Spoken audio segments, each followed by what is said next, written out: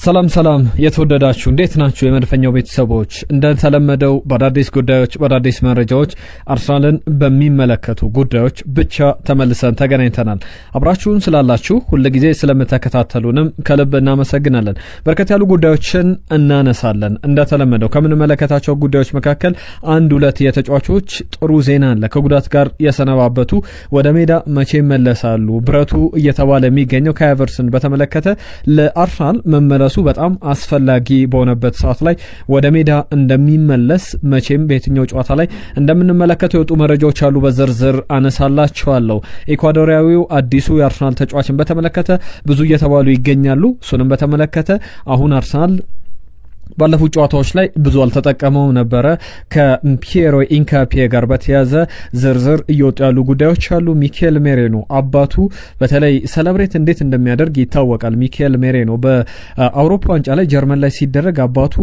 ሴሌብሬት ባደረገበት መንገድ በዛው በስቴዲየም ሴሌብሬት አድርጎ ነበር አባቱ አሁን ስለ ሚኬል ሜሬኖ አርቴታ እንዴት ተጫዋቹን አሳደገው በሚለው ጉዳይ ላይ በጣም ልዩ ተጫዋች ሆኗል ትናንትና አንዳንድ ቁጥሮችን ስናነሳ ነበርና እሱን የተመለከተ ጉዳይ በስፋት እየነገርናችሁ እንቆያለን የቀድሞ አርሰናል ተጫዋች ካርሰናል በመልቀቄ በጣም ይጸጽተኛል የእግር ኳስ ዘመኔ በሙሉ የተበላ ነው በአርሰናል መቆየት ያለብኝ በስተት ካርሰናል ለቀቄ ነበር ይላል 2011 ላይ ነበር የለቀቀው የተጫዋች ማን ነው ይሄንን እንዴት ሊያነሳው ቻለ በመልኩ የሚለውን ጉዳይ ደግሞ በዝርዝር የምንመለከት ነው የሚሆነው ሌሎችም ዝርዝር ጉዳዮች ይዘናል ከዝውውሮች ጋር በተያያዘ ከዩቬንቱስ አርሰናል ባለፉት ቀናት የኬነን ይልዲዝን ዝውውር ያጠናቅቃል ሲባል ነበር ነገር ግን አሁን ሌላ ተጫዋች ከዩቬንቱስ ለማስፈረም አማካኝ ስፍራ ላይ ከዚህ በፊት በዩቬንቱስ አንድ የተነጠቀው ተጫዋች ነበር አሁን በአማካኝ ስፍራ ላይ ከዩቬንቱስ ተጫዋች ሊያመጣ ይችላል የሚሉ ዘገባዎች ከወደ ፈረንሳይ የሚኬል አርቴታ አዲሱ ስቴቨን ጄራርድ ይሆናል ተብሎ እየተነገረለት ያለ ተጫዋች አለ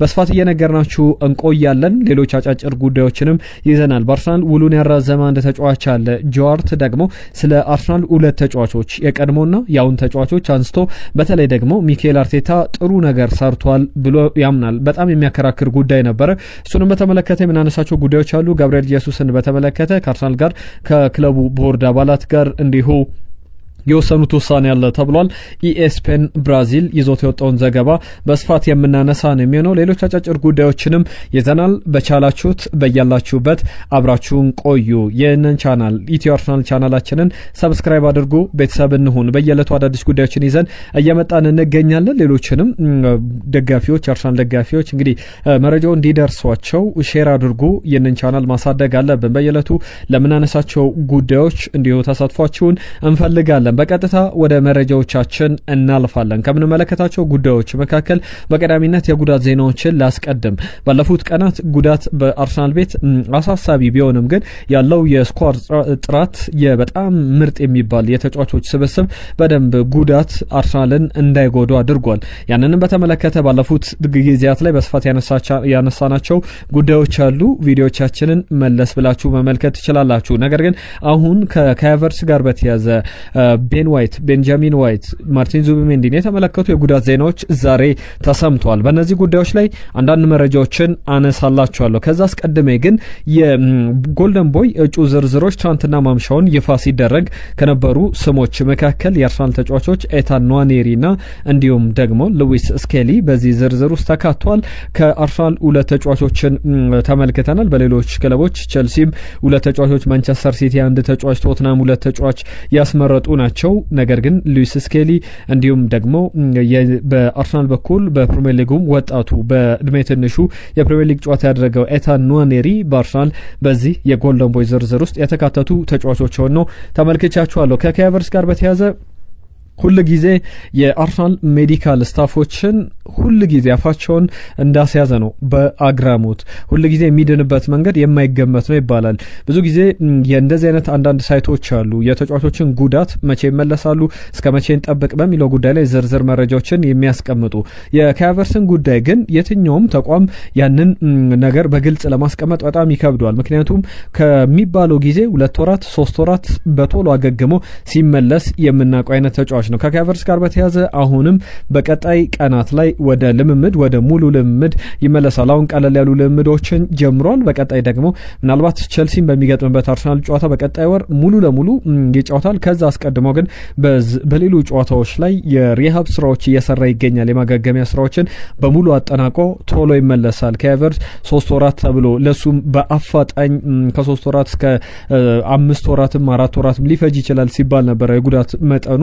ነገር ግን ቅድሚያ ግምት ላይ ቀደም እንዳነሷችሁ ነው መጀመሪያ ላይ ለካቨርስ ጉዳት ይሄ ነው ለማለት ብዙ ጊዜ ከብዳቸዋልና አሁንም የአርሰናል ሜዲካል ስታፎች በተገረሙበት መንገድ ካቨርስ በጣም በጥሩ መንገድ እያገገመ ይገኛል። በቀጣይ ጊዜያት ላይ በስፋት የምንመለከተው ነው የሚሆነው። መቼ ወደ ጨዋታ ይመለሳል የሚለውን እናነሳላችኋለን። ሚኬል ሜሬኖን በተመለከተ ስቱትጋርት ላይ ጀርመን የአውሮፓ ዋንጫን ስታዘጋጅ በዛው አባቱ ሚጉኤል ሜሬኖ ይባላል የስፔን ብሔራዊ ቡድን ተጫዋች ነበረ።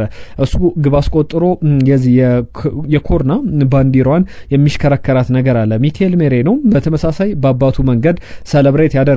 አባትና ልጅ የተለየ አይነት አጨፋፈር ደስታ አገላለጽ አላቸው ግብ ካስቆጠሩ በኋላ። ሚኬል ሜሬኖም ይህንን በተመለከተ ከዚህ በፊት አንዳንድ ሀሳቦችን አንስቶ ያውቃል።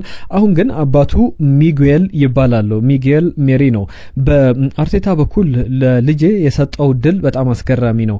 ወደ ግብ ቀርቦ እንዲጫወት አድርጎታል። ለዛም በጣም ልጄ ተርፋማ ነው። በየዕለቱ ግቦችን እያስቆጠረ በጣም ጥሩ ተጫዋች መሆኑን እያሳየ ይገኛል ብሏል። ከፌብሩዋሪ ወይም ደግሞ ሚኬል አርቴታ ሚኬል ሜሪኖን በአጥቂ ስፍራ ላይ እንዲጫወት ወደፊት ጠጋ ብሎም እንዲጫወት እድል ከሰጠውና እንደዛ በአሰላለፍ ላይ ካስገባው ጀምሮ በአርሰናል ቤት ከፍተኛ ግብ አስቆጣሪ ነው። ወደ 15 ያክል ግቦችን አስቆጥሯል። በአርሰናል ብቻ አይደለም በስፔን ብሔራዊ ቡድንም በጣም ጥሩ ግልጋሎት እየሰጠ ይገኛል። ቴክኒካሊ በጣም ጥሩ ተጫዋች ነው። አሁን ደግሞ ሙሉ ተጫዋች ለመሆን ብዙ ነገሮችን እያሟላ ይገኛል በሚል አባቱ ምስክርነትን ይሰጡለታል ለሚኬል ሜሬኖ። በዚህ ጉዳይ ላይ እንግዲህ በተከታታይ ለምሳሌ በስፔን ብሔራዊ ቡድን ከ40 በላይ ፐርሰንት የስፔን ብሔራዊ ቡድን የዓለም ዋንጫ ማጣሪያ ጨዋታዎች ላይ የተቆጠሩ ግቦች የሚኬል ሜሬኖ ናቸው። የአንድ የአማካኝ ስፍራ ተጫዋች ቁጥር አይደለም፣ ነገር ግን በዛ ደረጃ እየተጠቀሰለት ይገኛል። ለሁሉም በጣም አስገራሚ ተጫዋች ነው። ወደ አርሰናል ልምድ ወደ አርሰናል ስብስብ መቀላቀሉንም ተመልክተናል። ከዛ ከስፔን ብሔራዊ ቡድን ዲዩቲ በኋላ ከብሔራዊ ቡድኑ በኋላ ወደ አርሰናል ልምምድ ተመልሶ አይተናል። ከዛ ውጪ የጉዳት ዜናዎችን በተመለከተ እየተሰሙ ያሉ ጉዳዮች አሉ። ቤን ዋይትን በተመለከተ ከዛ ተጨማሪ ጁሪን ቲምበርን እንዲሁ የተመለከቱ ከጉዳትም ዜናዎች ወጣ ብሎ እየተነሱ ያሉ ጉዳዮች አሉ። ዛሬ የአርሰናል ቡድን ልምምድ አከናውኗል። ከብሔራዊ ቡድን ቆይታ በኋላ በዚህ ልምምድ ላይ ለምሳሌ በብራዚል ብሔራዊ ቡድን የነበሩት ጋብሪኤል ማጋሌሽ ጋብሪኤል ማርቲኔሊ ልምዳቸውን አከናውኗል። በጋብሪኤል ማጋሌሽ በኩል አንድ ነገር ጠቀስ አድርጌ ልለፍ። የብራዚል ብሔራዊ ቡድን ከጃፓን በፊት በ5 ጨዋታዎች ላይ ክሊንሺት አስመዝግቦ ጋብሪኤል ማጋሌሽ በነበረባቸው ጨዋታዎች ላይ ግብ ሳይቆጠርበት ወጥቶ ነበረ። በጣም ጥሩ ሲንቀሳቀስ ነበረ። 5 ተከታታይ ጨዋታዎች ግብ አልተቆጠረበትም ነበረ። ባለፈው የጃፓን ጨዋታ ላይ አሰልጣኝ ካርሎ አንቸሎቲ ጋብሪኤል ማጋሌሽን ወደ ተቀያሪ ወንበር ላይ አወረዱት። በጃፓንም 3-2 ተሸነፉ። ከዛ በተጨማሪም 3 ግቦችን ያስተናገዱበት ከ5 ጨዋታ በኋላ ለመጀመሪያ ጊዜ ግብ ተቆጥሮባቸዋል። ለሁሉም ጋብሪኤል ማጋሌሽ በጥሩ ጤንነት፣ ጋብሪኤል ማርቲኔሊም ግብ ካስቆጠረ በኋላ በጥሩ ጤንነት ወደ አርሰናል ልምድ ተመልሷል። ከአርሰናል ጋር በተያያዘ ማርቲን ዙቢሜንዲና ቤን ዋይት በዛሬው ልምድ ላይ ልምምድ አልሰሩም። ቤን ዋይት ወደ ብሔራዊ ቡድን ወደ እንግሊዝ ብሔራዊ ቡድን አልሄደም። ነገር ግን በአርሰናል ቆይቶ ልምምድ ሲያደርግ ነበረ ከነ ኬፓ አሪዛባላጋ ጋር። እነዚህን አይነት የመሰሉ ጥሩ ተጫዋቾች ወደ ብሔራዊ ቡድን አልሄዱም ነበረ። ከቤን ዋይትም ጋር በተያያዘ በተመሳሳይ በሚኬል አርቴታ በኩል ጥሩ ተሳትፎ ይኖራል በቀጣይ ጨዋታዎች ላይ ተብሎ ሲጠበቅ ነበረ። ነገር ግን በዛሬው ልምምድ ላይ በጉዳት ምክንያት እንዳልተለማመደ፣ ነገር ግን ጉዳቱ ያን ያክል የሚያሳስብ እንዳልሆነ እየተነገረ ይገኛል። ማርቲን ዙቢሜንዲም በጣም በጥሩ መንገድ ውድድር አመቱን ጀምሯል። ከአንድሬ በርታ ጎን ቁጭ ብሎ ልምምዱን ሲመለከትም ተመልክተናል። በቀጣይ ጨዋታዎች ላይ ግን አገግመው እነዚህ ተጫዋቾች ለፉላም ጨዋታ በደንብ ይደርሳሉ የሚሉ እምነቶች አሉ። በቀጣይም ይጠበቃል። በዝርዝር እንመለከታቸዋለን ጊዜ ወስደን በቀጣይ ጊዜያት ላይ። ከኢንካፒየ ጋር በተያያዘ አስደናቂ ተጫዋች ነው። ኢንካፒየንም እንደ አዲስ ፈራሚ ብዙ አልተመለከትነውም። ሌሎቹ ተጫዋቾች በአርሰናል በኩል አዲስ የመጡ ተጫዋቾችን በሙሉ በደንብ መጥገብ ይቻላል። ምን ያክል ኳሊቲ እንዳላቸው፣ ምን ማበርከት እንደሚችሉ በቀጣይም አርሰናል በእነዚህ ተጫዋቾች ምን ማሳደግ እንደሚችል የተመለከትነው ነው። ነገር ግን ያልተመለከትነው ተጫዋች ቢኖር ፒየሮ ኢንካፒዬ ነው። የኢኳዶሪያዊ ተጫዋች የመጀመሪያ ልምምዱን አከናውኗል። ከጉዳት ከተመለሰ በኋላ ሙሉ ልምምዱን ከሙሉ ቡድኑ ጋር ከዋና ቡድኑ ጋር አድርጓል። ለፉላም ጨዋታ ዝግጁ ነው። ምናልባት ኢንካፒዬ መሰለፍ የሚችል ስለሆነ በቀጣይ ጁሪን ቲምበርን፣ ሉዊስ ስኬሊን ወይም ደግሞ ሪካርዶ ካላፊዮሪን ማሳረፍ ቢፈልግ በሚኬል አርቴታ በኩል ያንን ይጠቀማል ተብሎ ይጠበቃል። እነዚህ የሚጠበቁ ጉዳዮች ናቸው። ስለ ኢንካፒዬ ግን እዚህ ላይ አንድ ጉዳይ አንስቼ ልለፍ። ኦውነር ግሬቭስ የቀድሞ የባየር ሙኒክ የማንቸስተር ዩናይትድ የእንግሊዝ ተጫዋች ነው። እንግሊዛዊ ነው።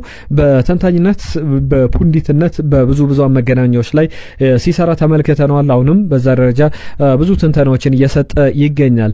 ስለ ሚኬል አርቴታ ይህንን ተጫዋች በጣም በጥሩ መንገድ አስፈርሞታል። በዴድላይን ዴይ እንደፈረመ ይታወቃል። አርሰናል ካስፈረማቸው ተጫዋቾች መካከል አንዱ ነው። ኢኳዶሪያዊው ወደ ኖርዝ ለንደን መምጣት ለአርሰናል በጣም ጥሩ አቅም የሚፈጥር ነው። ገና ያልተመለከትነው ተጫዋች እኮ ነው።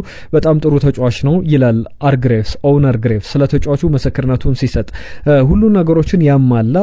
እውነት ለመናገር ለአርሰናል ምናልባት በሊጉ ብቻ አይደለም፣ በአጠቃላይ በፕሪሚየር ሊጉ ብቻ አይደለም፣ በአውሮፓም ካሉ ምርጡ የተከላካይ ስብስብ ያለው ቡድን ነው ብለዋል። በእርግጥም ክሪስቲያን ሞስኬራን በተመለከተ ባለፉት ቀናት አንዳንድ ጉዳዮችን አንስቼላችኋለሁ። በጣም ጥራት ያለው በጣም ጥሩ ተጫዋች ነው። ከክሪስቲያን ሞስኬራ በተጨማሪ ፒየሮ ኢንካፒዬ ገና አልተመለከትነውም።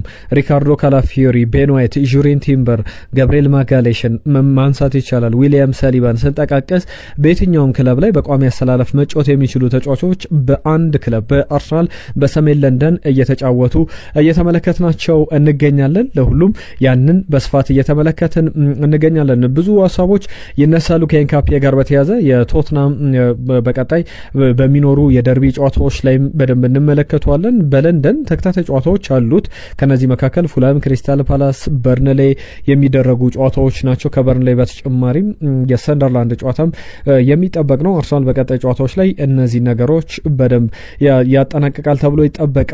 ከጁሪን ቲምበር ጋር በተያያዘ ወደ በኋላ ላይ አንድ ነገር አነሳላችኋለሁ ስል ነበር መግቢያ ላይ። ጁሪን ቲምበርን በተመለከተ እሱ ብቻ አይደለም፣ በተለይ ሪካርዶ ካላፊዮሪ እስካሁን በተደረጉ 7 የፕሪሚየር ሊግ ጨዋታዎች 3 ቢጫ ካርዶችን ተመልክቷል። በእንግሊዝ ፕሪሚየር ሊግ ህግ ብዙዎቻችሁ ላታውቁት ትችላላችሁ። 5 ጨዋታ 5 ቢጫ ካርድ አንድ ጨዋታ እንዲያርፍ ያስገድዳል። 5 ቢጫ ካርድ የምታውቁት ህግ ነው። ነገር ግን ከዛ ውጪ 5 ቢጫ ካርድ በውድድር አመቱ ብቻ አይደለም። በመጀመሪያ 20 ጨዋታዎች ላይ አንድ ተጫዋች 5 ቢጫ ካርድ የሚመለከት ከሆነ ቀጣዩ ጨዋታ ያልፈዋል ማለት ነው። አንድ ጨዋታ በቅጣት የሚያልፍ ነው የሚሆነው። በውድድር አመቱ ደግሞ 10 የቢጫ ካርዶችን የሚመለከት ከሆነ 2 ጨዋታ በቅጣት ምክንያት ያልፈዋል። ጁሪን ቲምበር እስካሁን 2 የቢጫ ካርዶች ያሉበት፣ ከዛ በተጨማሪም ሪካርዶ ካላፊዮሪ ደግሞ 3 የቢጫ ካርድ አለበትና እነዚህ ተጫዋቾች ጥንቃቄ ማድረግ ያለባቸው ይመስላል በቀጣይ ጊዜያት ላይ። ምናልባት በሊጉ ላይ ብቻ አይደለም፣ ምናልባት ከአውሮፓም ምርጡ የመስመር ተከላካይ አሁን በወቅቱ ላይ ስም ጥሩ ቢባሉ ብዙ ተንታኞች ብዙ የእግር ኳስ ተመልካቾችም ከአርሰናል ደጋፊዎች ውጪ እንኳን ምስክርነትን የሚሰጡለት ነው። ጁሪን ቲምበር በዚህ ደረጃ ጥንቃቄ ያስፈልገዋል እንላለን በቀጣይ ጨዋታዎች ላይ እንዳያመልጥ ማለት ነው። ምክንያቱም ደግሞ እንደዚህ አይነት አጋጣሚዎች ላይ ለምሳሌ አርሰናል በቅርብ ጊዜያት ላይ ለምሳሌ ብራይተን ባለፈው አመት ቶማስ ፓርቴ ራይት ባክ ሆኖ የቀይ መስመር ተከላካይ ነው። ቤን ዋይት ተጎርቶ ጁሪን ቲምበር በቢጫ ካርድ ምክንያት ተከታታይ ቢጫ ካርዶችን ከተመለከተ በኋላ የብራይተን ጨዋታ አልፎት ጨዋታው 1-1 ነበር የተጠናቀቀው። 2 ነጥብ ማለት ቀላል አልነበረም። በጣም ወሳኝ አስፈላጊ የነበሩ ነጥቦች ነበር የሚኬል አርቴታ ቡድን የጣለውና እንደዚህ አይነት አጋጣሚዎች ላይ ጥንቃቄ ማድረግ ያስፈልጋል እንላለን። ወደ ዝውውር ጉዳዮች ልለፍና ሌሎች ሀሳቦችን አነሳለሁ። የቅድም መግቢያ ላይ ካነሷቸው ጉዳዮች መካከል አዲሱ ስቲቨን ጄራርድ ፈረንሳዊው ስቲቨን ጄራርድ ይሉታል። ብዙ ኳሊቲዎች ይጠቀስለታል። ለምሳሌ ኳስ መግፋት የሚችል ማቀበል የሚችል ግብ ማስቆጠር የሚችል ተጫዋች ነው በሚል በብዙ መንገድ ይገልጹታል። በርከት ያሉ ክለቦች የሚፈልጉት ነው። ፓወርፉል ነው ሜዳ ላይ።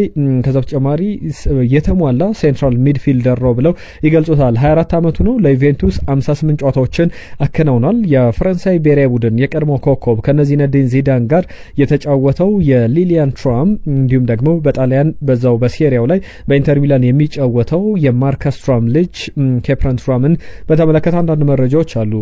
በአርሰናል በኩል ለተጫዋቹ ፍላጎት አሳይቷል የሚሉ በቀጣይ ከሴሪያው ሊመጡ ከሚችሉ አርሰናልን ሊቀላቀሉ አማካኝ ስፍራ ላይ የአርሰናልን ጥራት ከፍ ሊያደርጉ ይችላሉ ከሚባሉ ተጫዋቾች መካከል አንደኛው ኬፕረን ትራም ነው። በፈረንሳይ ብሔራዊ ቡድን ብቻ የምናውቀው አይደለም። በጣም ጥሩ ኳሊቲዎች ያሉት ተጫዋች እንደሆነ መናገር ይቻላል። የቀድሞ የአርሰናል የዊንገር ነው።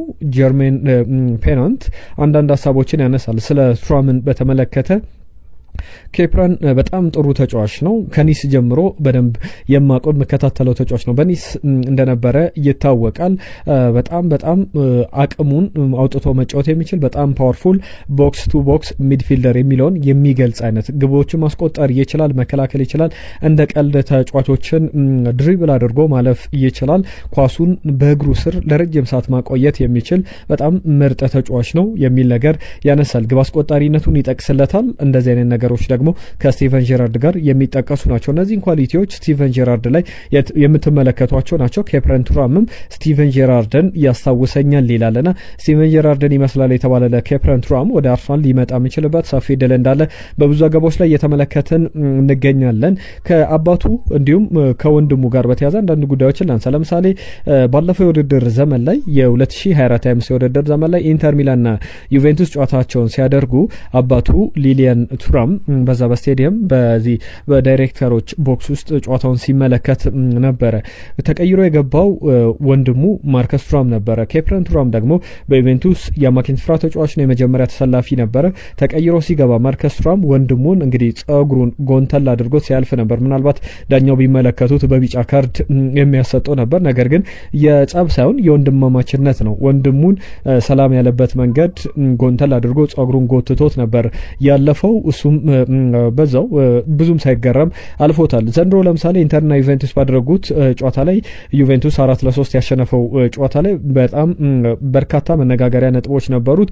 አባቱ ሊሊያን ትራም በዛው በስቴዲየም ነበር። ሁለቱም ወንድሞች ግብ ያስቆጠሩበት ነበር። ኬፕረን ትራም ለዩቬንቱስ፣ ማርከስ ትራም ደግሞ ለኢንተር ሚላን ግቦችን አስቆጥረው ተመልክተናል። ለሁሉም ይህንን ተጫዋች አርሰናል በደንብ ማስፈረም ይፈልጋል። የከረንት የዚህ የትራንስፈር ማርኬት ቫሊዩን ስንመለከት ወደ 40 ሚሊዮን ዩሮ አካባቢ የሚገመት ነው። ከኒስ ዩቬንቱስ ሲያስፈርመው በአጠቃላይ ወደ 20 ሚሊዮን ዩሮ ከፍሎበት ነበረ። በጣም በጥሩ አቅም ላይ የሚገኝ ተጫዋች እንደሆነ እየተነገረለት ይገኛል። ከአርሰናል ጋር በተያያዘ አሁን እየተነሱ ካሉ ጉዳዮች መካከል የዚህ ፋብሪዚዮ ሮማኖ በዝውውሮች ላይ ብዙ ዝርዝር ዘገባዎችን ይዞ የሚወጣ አይነት ጋዜጠኛ ነው። ከሰሞኑ ጊቭ ሚ ስፖርት ላይ ጥያቄ ቀርቦለት ነበረ። ከቀረበለት ጥያቄ መካከል አርሰናል የመስመር ተከላካይ ሊያስፈርም ይችላል። ከነዚህ ተጫዋቾች መካከል ደግሞ አንደኛው አንቶኒ ጎርደን ነው። አንቶኒ ጎርደንን በተመለከተ ምን አዲስ ነገር አለ በሚል ጥያቄ ቀርቦለት ነበረ። ነገር ግን የመለሰው መልስ በጣም አስገራሚ ነው። ይህንን ተጫዋች በተመለከተ አርሰናል እስካሁን ምንም አይነት ይፋዊ ጥያቄ አላቀረበም። ብዙ ክለቦች ይፈልጉታል፣ እነ ሊቨርፑል፣ ሌሎችም። ነገር ግን እሱ አሁን በኒውካስል ዩናይትድ ሙሉ ለሙሉ ትኩረቱ ኒውካስል ዩናይትድ ላይ ነው። ነገር ግን አርሰናል በቀጣይ በጃንዋሪ ወይም ደግሞ በክረምቱ ለተጫዋቹ ጥያቄ ሊያቀርብ ይችላል የሚል ነገር አንስቷል። ፋብሪዚዮ ሮማኖ ከጊቭ ሚ ስፖርት ጋር በነበረው ቆይታ ላይ የተመለከትኩት አንድ ቃለ መጠይቅ ላይ ያየሁትን ነው ያጋሯችሁ። ሌሎችም ዝውውር ጉዳዮች አሉ። ከጋብሪኤል ጄሱስ ጋር በተያያዘ ባለፉት ቀናት በተደጋጋሚ ዌስትሃም፣ ኤቨርተን ስንል ነበር። ዩቬንቱስ በኋላ ኬነን ኢልዴዝን በዝውውሩ አካል አድርጎ አርሰናል ተጫዋቹ ሊጠይቅ ይችላል ሲባል ነበረ። ከአርሰናል ጋር በተያያዘ የቦርዱ ሰዎች የወሰኑት ውሳኔ ያለ በሚል የአርሰናል ብዙ መገናኛዎች አርሰናል ዜናዎች ይዘው የሚወጡ ብዙ መገናኛዎች እየዘገቡት ይገኛሉ። በተለይ ደግሞ ለተጫዋቹ ቀረብ ይላል የሚባለው ኢኤስፔን ብራዚል ነው። የኢኤስፔን ብራዚል ዘገባ ከሆነ አርሰናል ጋብሪኤል ጄሱስን ነግሮታል። በጥር የዝውውር መስኮት ወደ ፈለክበት ክለብ መልቀቅ ትችላለህ ይላል። ብራዚላዊው ስትራይከር ደግሞ ፍላጎቱ በዓለም ዋንጫ ላይ መሳተፍ ነውና ቦታውን ለማስከበር ብዙ ደቂቃዎችን ማሳለፍ ይፈልጋል። ስለዚህ ወደ ፓልሜራስ ወይም ደግሞ ፍላሚንጎ ሊሄድ የሚችልበት እድል እንዳለ በስፋት ብዙ ዘገባዎች እየወጡ ይገኛሉ። ለሁሉም በቀጣይ በእነዚህ ዝውውሮች ላይ ተጨማሪ ሀሳቦችን የምናነሳ ነው የሚሆነው። አርሰናልን በተመለከተ በዝውውሮች የኬፕረን ቱራም የአንቶኒ ጎርደን እንዲሁም ደግሞ የጋብሪኤል ጀሱስ የዝውውር ሀሳቦች በስፋት በተደጋጋሚ እየተነሱ ይገኛሉ። የጉዳት ዜናዎችን በስፋት አንስተናል። ከአንድ ተጫዋች ጋር በተያያዘ ውሉን ያራዘመ ተጫዋች አለ በአርሰናል የመጀመሪያ ኮንትራት ፈርስት ኮንትራቱን ፈርሟል። ብራንደን ቤሊ ጆሴፍ ይባላል። በአርሰናል ፈርስት ፕሮፌሽናል ኮንትራቱን ፈርሟል። አንዳንድ ጉዳዮችን በአርሰናል የምትወደው በደንብ የምትመለከተው ተጫዋች ማን ነው ተብሎ ተጠይቆ ነበረ። ፊርማውን ካኖረ በኋላ ኤበሬቼ ኤዜን ጠቅሷል። የሱ ስቶሪዎች የሱ ታሪክ የሄደበት የወጣበት የመጣበት መንገድ በጣም አስገራሚ ነው የሚል ነገር ያነሳል። ከአርሰናል የተገኘው ነገር ግን በአርሰናል ተለቆ ነበር ወደ ሌሎች ክለቦች። ከዛ በኋላ ጠንክሮ ሰርቶ ራሱን አሳይቷል። እኔም በዛ ደረጃ ከሱ ብዙ ማርበታለሁ። የኛ ትክክለኛ 10 ቁጥር ኤዜ ነው በሚል እሱ ብዙ ያነሳሳኛል እሱን ስመለከት የሚል ሀሳቦችን አንስቷል። አርሰናል በጣም ጥሩ ወጣት ተጫዋቾች እንዳሉት ይታወቃል። 15 ዓመቱ ላይ የሚገኘው ማክስ ዳውማንን በተመለከተ በተደጋጋሚ ብዙ ሀሳቦችን አንስተናል። ሰሎሞን 16 ዓመቱ ነው። ኖዋኔሪ 18፣ ሉዊስ ስኬሊ 19፣ ሴትፎርድ ከ19 ዓመት በታች ብሔራዊ ቡድን ላይ ሲጫወት ነበረ 19 ዓመቱ ላይ ይገኛል። ሞስኬራ 21 ነው። ኢንካፒ 23 ነው። ካላፊዮሪ 23 ነው። ማድዌኬ 23 ነው። ሳካ 24 ዓመቱ ላይ ይገኛል። ቲምበር 24 ዓመቱ ላይ ይገኛል። ሳሊባ 24። እንደዚህ አይነት ተጫዋቾችን ሁሉንም መጥቀስ ይቻላል። አብዛኞቹ ገና በታዳጊነት እድሜያቸው ነው። ከ24 በታች እንደሆኑ ይታወቃል። ምናልባት ትልቁ እስካሁን ከጠሯቸው ሳካና ቲምበር 24 ዓመታቸው ላይ ይገኛል። የነሱም ብዙ የሚባል አይደለም። በቀጣይ ጊዜያት ላይ የበለጠ በእግር ኳሱ ራሳቸውን መትከል ስማቸውን ማሳየት ይፈልጋሉ። ቀደም መግቢያ ላይ ካነሷቸው ጉዳዮች መካከል አንዱን ላንሳና ነገም በሌሎች ዝርዝር ጉዳዮች እንመለሳለን። ከአርሰናል ጋር በተያያዘ አርሰናልን ወደ ሬንጀርስ ተዘዋውሬ አርሰናልን ስለቅ በጣም ይጸጽተኛል የሚል ነገር ያንስታል። ኬሊ ባርትሌ ይባላል። የ18 ዓመት በታች የአርሰናል ቡድን አምበል ነበረ። ከዛ በተጨማሪ በዋናው ቡድንም እድል ይሰጠዋል ተብሎ ሲጠበቅ እሱ የመጀመሪያው ወደ ሬንጀርስ ሄደ። መጀመሪያ በውሰቱ ሲሄድ በጣም ጥሩ ተጫወተ። ከዛ በኋላ ወኪሉ አይሆንም በአርሰናል መቆየት አለብህ እያለው እሱ ግን ወኪሉን አስጨንቆ 2010-11 የውድድር ዘመን ላይ ከሬንጀርስ ጋር ቋሚ ውል ፈረመ። አርሰናልን ለቀቀ። የመጀመሪያ ዓመቱ ጥሩ ነበር፣ ነገር ግን ለሬንጀርስም ለተጫዋቹም ጥሩ ጊዜያትን ከዛ በኋላ አላሳለፈም። በእግር ኳስ ባርትሌን እናንተ እንኳን ብዙ አታውቁትም፣ ብዙ ስሙን ሲጠራም የማትሰሙት አይነት ተጫዋች ሆኗል። ኬሊ ባርትሌ ይባላል። ከዛ በኋላ እድሎች ሁሉ አመለጡኝ ይላል። በአርሰናል ቤት በወቅቱ አርሰን ቬንገር ተጫዋቹን ማቆየት ይፈልጉ ነበረ። በግላስኮ ታይም ጋር ባደረገው ቆይታ ላይ ከሚያነሳቸው ጉዳዮች መካከል አርሰን ቬንገር እንዲቆይ ፈልገው ነበረ። በወቅቱ የአርሰናል ተከላካዮች መካከል ለምሳሌ ዋንዡሩ በውሰት ወደ ሌላ ክለብ የለቀቀ ነበር። ሌሎች ተጫዋቾች ቨርሚኔተር የሚባሉ ቶማስ ቨርማለን በጉዳት በተደጋጋሚ ጉዳት አርሰን ቬንገር ጥሩ ተጫዋች የሚያስፈልጋቸው ጊዜ ላይ ነበረ። ነገር ግን እኔ እድሉን አላገኝም በሚል በጣም የሚጸጽተኝን እስካሁንም የሚከነክነኝን ውሳኔ ወስኜ ከዛ በኋላ በእግር ኳስ ብዙም አልተመለከትነውም። እሱም ያንን ውሳኔ አሁንም ድረስ እንደሚጸጽተው ይናገራል። በቀጣይ ደግሞ ምናልባት እንግዲህ ሌሎች ተጫዋቾች መማማሪያ ይሆናቸዋል ብለን እንጠብቃለን። በትልቅ ደረጃ የሚነሳ ሀሳብ ነው። በቀጣይ ጊዜያት ላይ አርሰናል የዋንጫ ተፎካካሪ ይሆናል ብለንም እንጠብቃለን። በሌሎች ጉዳዮችም ላይ የተጫዋች የሰጣቸው አስተያየቶች አሉ። ለሁሉም በርከት ያሉ ሀሳቦችን አነሳው። የተወደዳችሁ አብራችሁን ስለነበራችሁ ከልብ እናመሰግናለን። አርሰናልን የተመለከቱ ጉዳዮችን በየዕለቱ ይዘን እንመጣለን። እንደተለመደው ቻናላችንን ሰብስክራይብ አድርጉ፣ ቤተሰብ ሁኑ። በየዕለቱ የምንለቃቸው ቪዲዮዎች እንዲደርሷችሁ የደውል ምልክቷን የጫኑ የአርሰናል ቻናላችንን እናሳድግ። በርከት ያሉ የአርሰናል ደጋፊዎች እዚህ መገኘት አለባቸው። አብረን አዳዲስ ጉዳዮችን እያነሳን የአርሰናልን የተመለከቱ ሀሳቦችን በስፋት እናነሳለን። በየጨዋታው ላይ በቀጣይ ደግሞ ሽልማቶች እናዘጋጃለን። የአርሰናል መለያዎችን ወደ እናንተ ለማድረስ ጥረት እናደርጋለን። ለሁሉም አብራችሁ ስለነበራችሁ ለዛሬ ከልብ እናመሰግናለን። ቤተሰብነታችሁን ግን እንፈልጋለን። ሀሳቦቻችሁን ጻፉልን። እኔ ሊያስኩት መረጃ እዚህ ላይ ያጠናቅቃለሁ። በሌላ ጉዳይ በሌላ መረጃ ነገ በድጋሚ እንገናኛለን። ጤና ይስጥልን።